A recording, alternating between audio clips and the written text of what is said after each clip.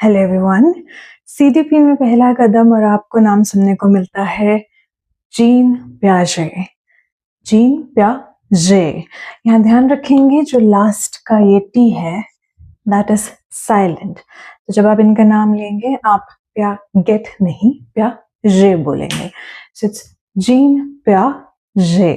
Okay, इनका जन्म हुआ था 1896 में और इनकी मृत्यु हुई थी 1980 में। सो ऑलमोस्ट 84 इयर्स के ये थे जब इनकी दुर्भाग्यवश मृत्यु हो गई थी। आपको ये नाम बहुत सुनने को मिलेगा, एक्चुअली ये पहला ही नाम होगा जो आप सुनेंगे। रीजन बीइंग इनकी बहुत बड़ी कंट्रीब्यूशन रही है in the field child psychology, बाल मनोविज्ञान। इसमें इनकी बहुत बड़ी कंट्रीब्यूशन रही है जिसको हम कभी और डिस्कस करते हैं। आज सिर्फ इनके बारे में जानते हैं। He is also called the father of child psychology, या ये बाल मनोविज्ञान के जनक हैं। इनका जन्म हुआ था स्विट्जरलैंड में। इसका क्या रेफरेंस है, आपको कई जगह पे इनके नाम के आगे स्विस लिखा हुआ दिखेगा, SWISS, स्विस। ये स्विस का रेफरेंस होता है Switzerland, that's the short form. So he is born in Switzerland in the year 1896। ये इंफॉर्मेशन जब आप एक बहुत बड़ा आंसर लिख रहे हैं इनके बारे में तो आप इनकॉर्पोरेट कर सकते हैं, क्योंकि 16 नंबर के आसपास के आपके क्वेश्चंस होते हैं।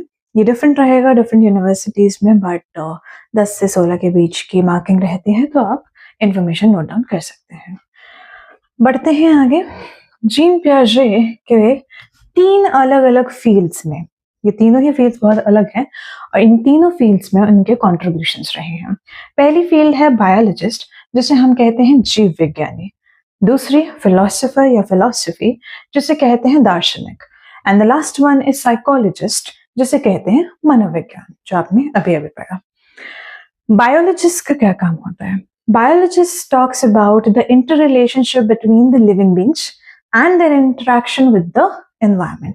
तो हमने क्या सुना कि लिविंग ऑर्गेनिजम्स की आपस में कैसी इंटरेक्शन है, इसके बारे में बायोलॉजिस्ट बताता है।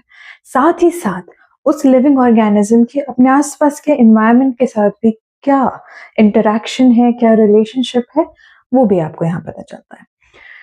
इधर इन्होंने सिर्फ इतनी ही बातें नहीं करी थी, 15 साल की उम्र में रिसर्च पेपर्स लिख डाले थे। At 15 he had research papers published under his name. ये बहुत ही ज़्यादा एक्स्ट्रॉर्डिनरी अकम्पलिशमेंट है, क्योंकि यूजुअली ये लोग 25 साल के आसपास करते हैं, बट उन्होंने ये 15 साल के आसपास कर दी। सो ये दर्शाता है कि वो अपनी फील्ड में या as a person he was very intelligent. Next हम बात करते हैं एज अ फिलोसोफर। फिलोसफी का ये पार्ट होता है। Philosophy या being a philosopher is telling about the ideas, telling about some experiences, some beliefs.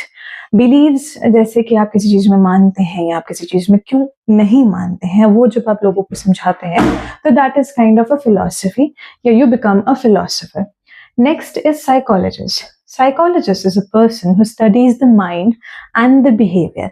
और इनके केस में he is a child psychologist, क्योंकि इन्होंने बच्चों को पढ़ा और उन्हें ऑब्जर्व किया। पढ़े से I refer to observe. He observed the kids. इन्होंने ये चीज स्टार्ट करी अपने खुद के 3 बच्चों के साथ। इनके 3 बच्चे थे after marriage and he had observe them since their birth to adolescence. उसके बाद उन्होंने कई यंगस्टर्स का एडोलेसेंस एज के लड़कों से इंटरव्यू भी लिया। He asked them about certain things. उससे ये पता चलता है कि किस एज पे किस पर्टिकुलर चीज के बारे में इंसान क्या सोचता है।